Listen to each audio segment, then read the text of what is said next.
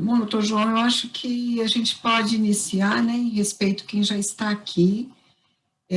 Primeiro, eu gostaria de agradecê-lo mais uma vez, né, pela disponibilidade, pela gentileza de vir aqui ensinar a gente, falar um pouquinho sobre os nossos direitos, né, e também agradecer as meninas, porque o que acontece? A gente tem feito, desde o ano passado, lives com profissionais de 15 em 15 dias. E eu fazia, uma semana eu fazia a roda e a outra semana era um profissional que eu trazia. Só que eram profissionais de saúde que, assim, todo mundo estava muito interessado em ouvir o que eles tinham a dizer, porque a gente não podia ir a médico, tinha uma série de dúvidas, né? E assim, falar sobre idoso realmente não é um tema interessante para quem não gosta do tema, não é verdade? Eu me engano? Eu fechei seu microfone também? Abre seu microfone, doutor Ju. Agora sim. Então, assim, as meninas que estão aí, realmente elas estão interessadas em saber, mas tem muita gente também que não consegue participar porque é um horário ingrato. É que como a gente já faz sempre nesse horário, mais uma chegando, então eu deixei assim, mas eu disponibilizo depois, mando os links, e aí vocês podem compartilhar, que quanto mais gente souber, né, que é um tema tão importante hoje, principalmente porque a população idosa não para de crescer, não é verdade? Estamos recebendo aqui também o senhor Renato, deixa eu conectar o áudio dele.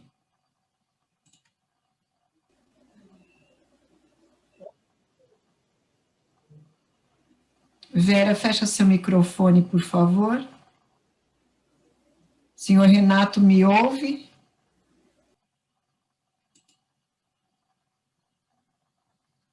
Boa noite, senhor Renato. Gente, seu Renato, ele é presidente do Conselho do Idoso lá de Atibaia, um conselho muito ativo, e eu fiz o convite a ele e ele gentilmente aceitou.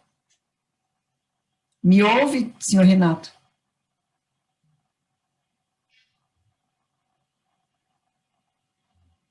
Kátia arrumou a câmera, né, Kátia?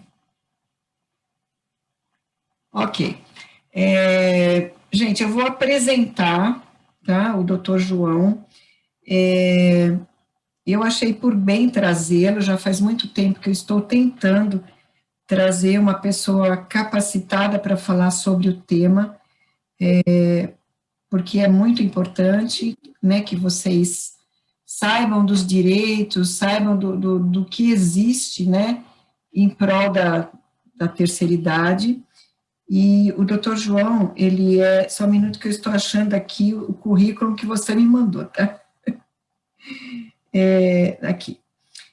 O doutor João é de Jundiaí, né? Quem me indicou o doutor João foi o Milton, que também é advogado, né? Doutor João é advogado, mestrando em gerontologia pela Escola de Artes, Ciências e Humanidades da USP. Ele é secretário-geral do Instituto Brasileiro dos Direitos da Pessoa Idosa, presidente da Comissão dos Direitos da Pessoa Idosa da OAB São Paulo, tem extensão universitária na modalidade Difusão em Direito do Trabalho, pela USP também, membro do Conselho de Ética e Pesquisa da Faculdade de Medicina de Jundiaí, conselheiro e coordenador do Conselho Municipal dos Direitos da Pessoa Idosa de Jundiaí. Ok? Então, uma das pessoas muito capacitadas para falar sobre o tema. Doutor João, a palavra é sua. Oi, Zuleika, boa noite. Boa noite, conselho. Boa noite a todos também ouvintes, né, de outros conselhos aqui, Muito obrigado pelo convite. É sempre bom quando me convidam para falar um pouquinho. Quando a gente gosta, a gente se sente feliz, né? Uma gratidão em poder compartilhar um pouco do conhecimento. É uma troca, né? Eu vejo que esse tipo de roda de conversa ele permite uma troca muito boa. E eu espero aqui, de alguma forma, levar um pouco do que eu aprendi e também receber de vocês. Eu vou deixar depois o meu contato, meu e-mail aqui para quem quiser continuar essa conversa, tá bom? A Zuleika também tem o meu contato. Ótimo. Zuleika, eu vou tentar compartilhar uma tela aqui. Ok. Será que está habilitado para eu compartilhar? Então, vamos descobrir juntos. Porque eu tenho aqui... Ah, tá. Eu vou... um participante pode compartilhar. Então, como é só você, tenta. Se não conseguir, eu tento mudar aqui a configuração. Eu não consigo. Não. Veja agora.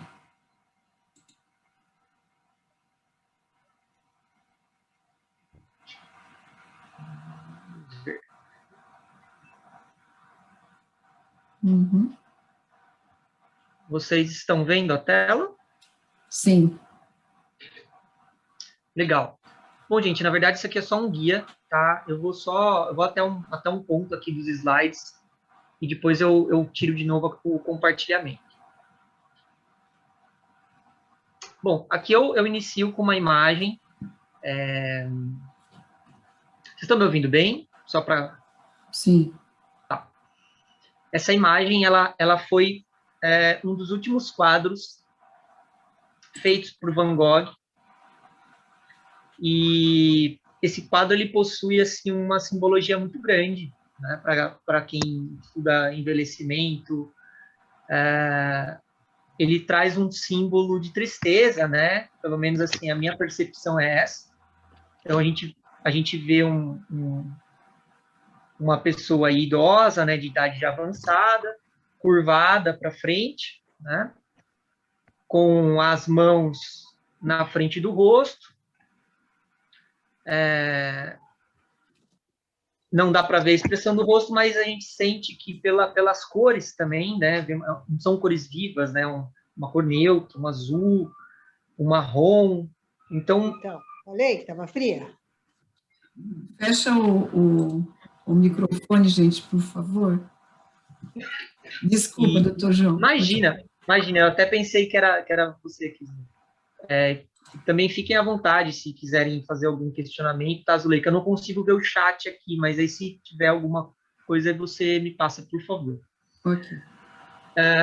Então, o nome, né, desse quadro é O Velho Homem Triste. Né? Então, e aqui, numa segunda imagem, já um símbolo, né? Acredito que vocês acompanharam a mudança da simbologia do 60 a mais, né? Que foi um projeto de lei que foi aprovado, né? E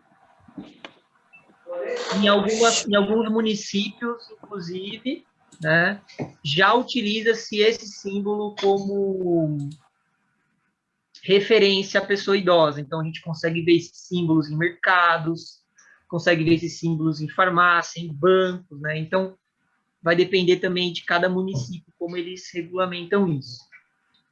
Inclusive, o próprio conselho, né, pode fazer vamos dizer assim, encarar isso como uma pauta municipal, né, a alteração dos símbolos, porque os símbolos, eles possuem uma grande carga na nossa sociedade, né? A gente tem muitos símbolos e não é só a imagem, mas é o que aquilo representa, né? As conquistas até se chegar a esse símbolo e o porquê se chegar nesse símbolo, né? Então, se a gente voltar aqui nesse slide, né, a gente consegue ver aqui um homem, uma pessoa idosa curvada, né? Ó, igual a esse símbolo aqui primeiro símbolo aqui, né? Uma pessoa curvada, com a cabeça baixa, dá para ver aqui que parece que está olhando para baixo, né? Com uma bengala, né? Com uma mão aqui estendida nas costas, com dor nas costas, né? E aqui nesse segundo símbolo, já mais atual, mais contemporâneo, uma pessoa ereta, né? A cabeça já olhando para cima, né? Não tem mais a bengala, não está apoiando aqui em nenhum nas costas, né? Com dores, e o símbolo de 60 mais. Então, isso foi uma grande conquista, né? Essa alteração do símbolo que representa todo esse movimento que a gente vai falar um pouco mais à frente, não só do envelhecimento ativo, mas do empoderamento da pessoa idosa, né? O sujeito de direitos, tá? Mas aí a gente vai falar um pouquinho mais para frente. Ok. Doutor João, bom, só uma parte aqui. Eu acabei não dando esse aviso e é muito importante, porque tem pessoas que não são da nossa roda normal, e eu queria avisar que, assim, nós fazemos essa reunião em 2 momentos, porque o Zoom, depois de 40 minutos, 50 minutos, ele nos derruba. Então, voltamos em seguida pelo mesmo link, ok? Para dar continuidade. Desculpa, pode continuar. Imagina. E não é de agora, né, gente, que o tema de envelhecimento ele é tratado, né? Eu vou trazer só algumas referências aqui para instigar vocês a pesquisarem sobre o assunto. Menciono o Cícero, ele é um filósofo da Grécia Antiga, e ele tem, inclusive, uma obra publicada, tá, O Saber de Envelhecer, que ele traz essa reflexão sobre a finitude humana, né? E aqui eu destaquei uma citação desse livro, e eu vou ler aqui para vocês. A vida segue um curso preciso, e a natureza adota cada idade de suas qualidades próprias. Por isso, a fraqueza das crianças, o ímpeto dos jovens, a seriedade dos adultos, a maturidade da velhice são coisas naturais que devemos apreciar cada uma em seu tempo. Então tá aqui o Cícero, tá? E aqui eu vou trazer uma segunda referência que eu acho muito interessante.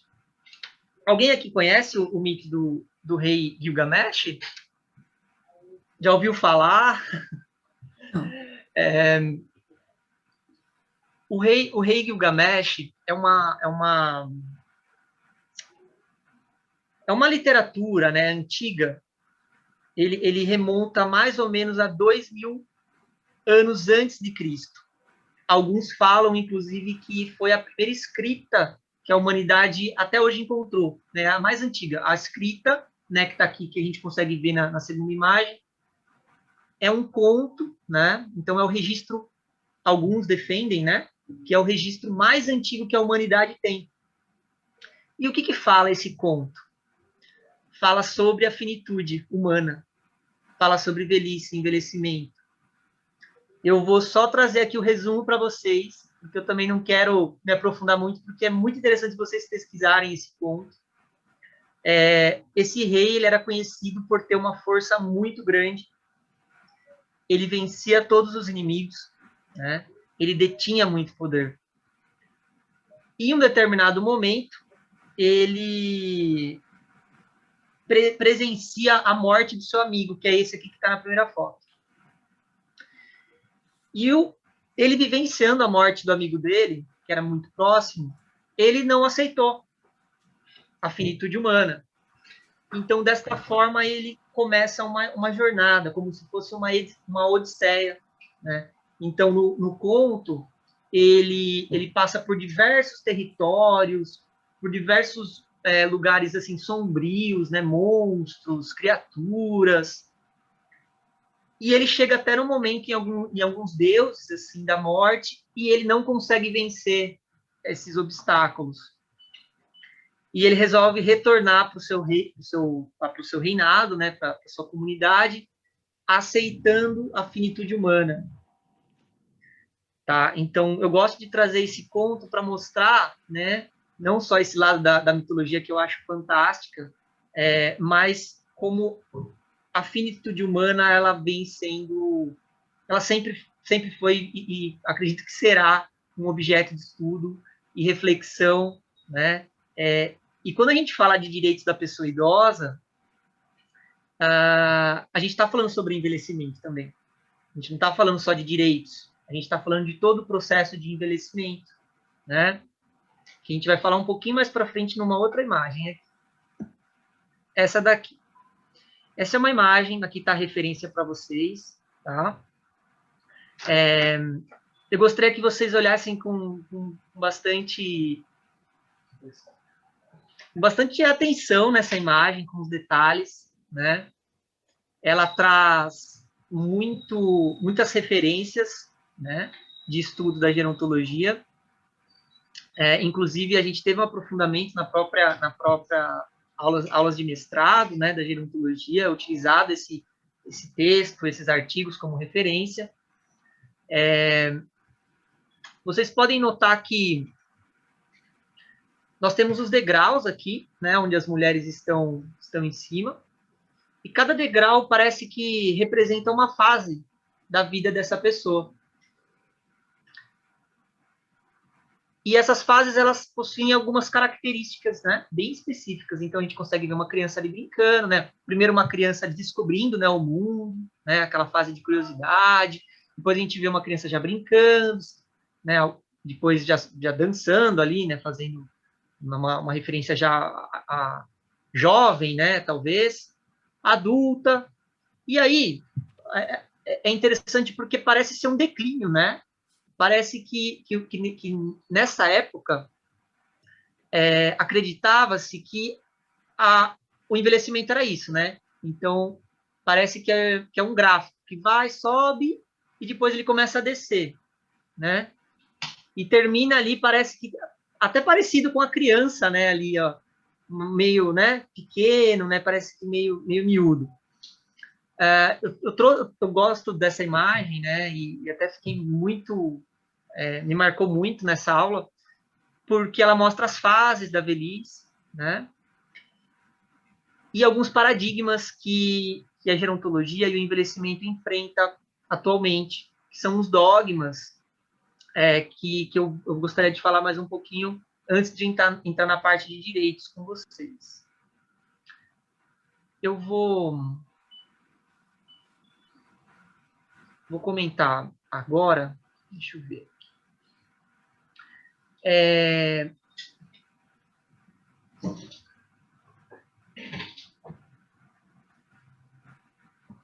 Porque assim, gente, eu não coloquei aqui, mas era uma outra imagem que como mudou esse paradigma do envelhecimento, né? A gente tinha esse declínio, então, né, essa ideia que a gente nasce, aí tem o pico e depois vai descendo, em queda livre, vamos dizer. E atualmente já não é mais alguns, né, pesquisadores e estudantes da área que eu me filio, que esse processo de envelhecimento é um processo de perdas e ganhos ao longo da vida. Né? E não só perdas, é de perdas e ganhos. E também um outro ponto que eu gostaria aqui de destacar, que eu acho importante, que me marcou muito, quando nós falamos de processo de envelhecimento, a gente está falando de toda a vida. Todos os seres vivos envelhecem, né? A gente está falando desde ali da primeira infância até o dia que a gente vai embora. Quando nós falamos de velhice, nós estamos falando aí sim de uma fase dentro do processo de envelhecimento. Então, aí tem uma primeira distinção de conceitos. Né? Então, quando a gente fala de envelhecimento, a gente fala de políticas públicas, não só do Estatuto do Idoso. A gente fala de Estatuto da Criança e do Adolescente, Estatuto da Juventude, Estatuto do Idoso, se comunicando, cada um trazendo reflexões e proposições de cada fase da nossa vida, cada fase social, né, da nossa vida. E, inclusive, isso, né, que retrata um pouco essa imagem que eu gosto, porque até mostra também um pouco desses contratos sociais que nós temos, né? Então, nós temos a fase de casamento socialmente, né, dizendo. Socialmente, nós temos o contrato de casamento, socialmente, nós temos aquele contrato de trabalhar, nós temos a fase de trabalho, a fase de aposentadoria. Então, esses contratos, em determinados pontos, além de ser uma construção cultural histórica, a gente tem que tomar cuidado com os dogmas que esses contratos sociais trazem, né? Que prejudicam aí, por exemplo, a questão do idadismo, né? Então, a gente, por acreditar que determinada fase da vida deve ser feito aquilo, né? De repente, não é bem assim, né? E a gente vê esse reflexo muito grande no mercado de trabalho, né? O idadismo no mercado de trabalho, dentro de uma relação de trabalho, tá? Então, aqui na verdade, meu objetivo aqui não é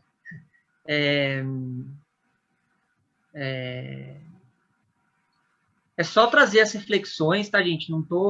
Minha pretensão aqui não é falar tudo sobre esse tema, é que eu gosto de trazer um pouco sobre a questão do envelhecimento, porque é importante para os conselheiros terem algumas noções e estimular, na verdade, a pesquisar, né? A ideia é essa, tá, gente?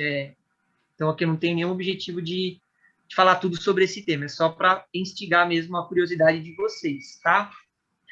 Agora, aqui, eu vou entrar mais especificamente na parte de direitos, tá? E aí eu termino com a questão dos conselhos. Ok. Então, João, nós temos 5 minutos desse primeiro tempo. Nossa, já?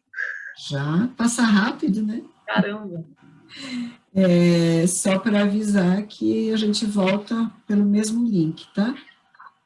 Tá, aí você me avisa, Zuleika, quando faltar 30 segundos, assim, só para eu... Ele já avisou que há 5 minutos atrás, que faltavam 10. Então, nós temos mais 5. Tá bom. Eu estou falando muito rápido, tá bom? Tá ok. Tá. Bom, gente, então, pegando o gancho aqui dessa questão histórica,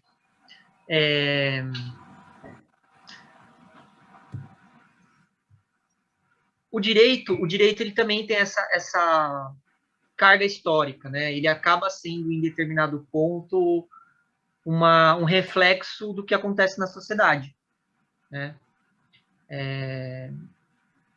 Dessa forma, eu gosto de trazer essa linha de evolução, é que está faltando ainda aqui um número que eu esqueci de colocar, peço desculpas, Zuleika, mas 1910, aqui teria um 1910 antes de 1916. A expectativa de vida, segundo o IBGE, era de 33,4 anos. Tá? Então, se eu vivesse nessa época, eu já estaria me preparando ali para o meu fim, tá? Ou já teria ido. Então, dessa forma, por que eu estou dizendo isso? Nessa época, não existia proteção legislativa referente à pessoa idosa. Sequer a pessoa idosa, em 1910, era reconhecida como um sujeito de direitos. Não existia essa distinção do envelhecimento, que pessoas que estão envelhecendo talvez merecessem uma proteção jurídica diferente. Não existia isso. Mas também a expectativa de vida não permitia, porque o envelhecimento era um fenômeno ali, né? Uma pessoa envelhecer em 1910, então não era como é hoje, né? Que a gente vai ver um pouco mais para frente. Agora sim, em 1916 a gente já conseguiu ter de novo, não referente à pessoa idosa, né? Mas, por exemplo, garantias a casamento. Então, no Código Civil já previa alguma distinção para casamentos, né, de pessoas acima de determinada idade. Em 1923, deixa eu ver como que eu fiz. Aqui, ó. Esse aqui eu já sei, aqui. 1923, então, nós temos a Lei Eloy Chaves, que alguns daqui conhecem. Eu não sei se tem alguém de direito aqui, acho que a Zuleika comentou, né? Doutora Kátia. Doutora Kátia. Então, deve saber, né, com certeza, a Lei Eloy Chaves, que é estudada nos nossos bancos da faculdade, que ela foi ali, para quem atua na área de previdência, é um marco, né? Que inaugurou o sistema previdenciário brasileiro. Mas ainda ele era muito limitado a caixas e aposentadorias e pensões para os ferroviários, né? Não era um sistema social, um sistema previdenciário como é hoje. Em 34, nós já tivemos uma evolução, né, seguindo já uma corrente mais globalizada, talvez, e no capítulo da ordem econômica social, tinha uma distinção já relacionada à idade, proibindo a diferença salarial, tá, gente? Então, aqui, de alguma forma, começa de uma forma bem, né, há uma distinção. Eu gosto de trazer essa evolução histórica para mostrar como que, aos poucos, isso foi se construindo e quanto tempo demorou para a gente chegar com a legislação que a gente tem hoje. Em 46, nós tivemos aí uma evolução no que se refere à previdência, tá? Então, eles colocavam alguns aspectos previdenciários, mas ainda eles colocavam a velhice, ainda como assim, em caso de velhice. Eles até utilizam essa expressão na lei. Em caso, né? Não parece que assim, em caso que é, né, uma coisa excepcional, né? Em caso que, e se acontecer, você tem direito à aposentadoria. Então, assim, ainda era, né, até, não está aqui, mas na década de 40, a expectativa de vida, segundo o IBGE, era de 40 anos. Então, realmente, né, a gente, por isso que tem essa questão histórica, ela faz esse diálogo com a legislação, né? Faz esse diálogo, a legislação, ela vai, quer dizer, é para acompanhar, né? Por isso que é importante nós termos órgãos, né? Conselhos, pessoas engajadas, né? Nessa missão de levar o envelhecimento populacional como pauta de políticas públicas, né? Porque a gente vai incluindo isso, tanto no âmbito municipal, como no estadual, como no âmbito nacional, né? Nós temos conselhos, tanto estaduais como federais, da pessoa idosa, tá? Doutor João, vamos sair e voltar? Perfeito. Interrompendo no meio da sua fala? Não, tranquilo, tá bom. Gente, então, pelo mesmo link a gente retorna, ok? Rapidinho.